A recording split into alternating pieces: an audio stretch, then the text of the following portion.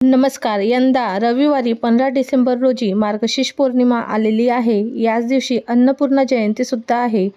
या दिवशी अन्नपूर्णेची पूजा केल्याने घरात अन्नधान्यांची कमतरता भासत नाही. या दिवशी पहाटे उठून स्नान करून स्वच्छ कपडे परिधान करा. त्यानंतर देवघर व स्वयंपाकघर पूर्णपणे स्वच्छ करावे. त्यानंतर जो आपला गॅस असतो त्या शेगडीची पूजा करायची आहे. त्या ठिकाणी हळदी कुंकू फूल अक्षदा अर्पण करायचे आहे. दिवा लावायचा आहे.